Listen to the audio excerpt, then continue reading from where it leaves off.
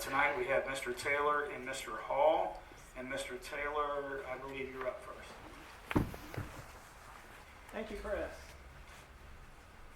Well, good evening.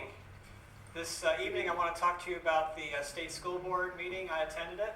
It was quite eye-opening to attend that. The resolution at hand is entitled Resolution to Support Parental Schools and Districts in Rejecting Harmful, Coercive, and Burdensome Gender Identity Policies. And U.S. District Judge Charles Atchley struck down enforcing these changes, and for good reason. For one, this is the responsibility of the legislative branch and not the executive branch. Secondly, Title IX should not be revised to include LGBTQ protections since their status is not immutable.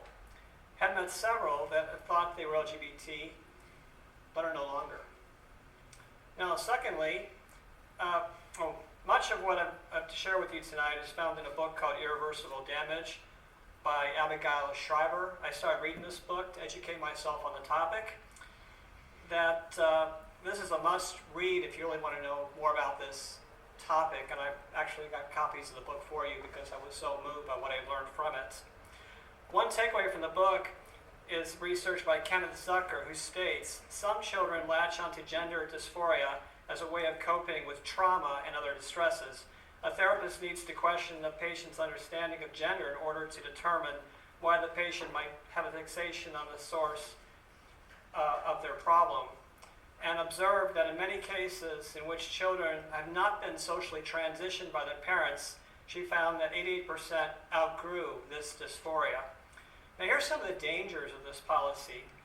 Dr. Littman observed that gender dysphoria is an epidemic that is sweeping our schools, being transmitted as a social contagion, a new word for you, especially among teen girls. Dr. Littman asserts that most of them are misdiagnosed. Affirmation therapy does not attempt to determine the cause of the feeling, but simply affirms what the patient is saying. Now, imagine having a daughter who is in elementary school and she is affirmed in her belief, socially transitioned and given chemicals to turn off her puberty that is irreversible. Now, when her peers mature and she does not, she will be more isolated.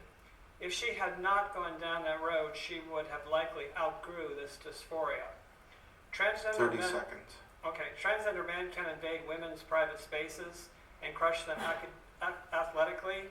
The reality is men are stronger than women. Now, my Kentucky 1982 cross-country time of 17:30, where I got 17th, still beats the state record for the girls.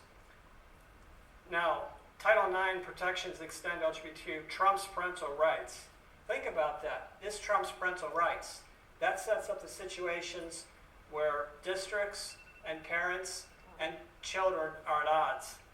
So my closing is I encourage you to read the book, Abigail Shrier, and be vigilant of what is happening. I thank you for your time. Thanks, Mr. Taylor.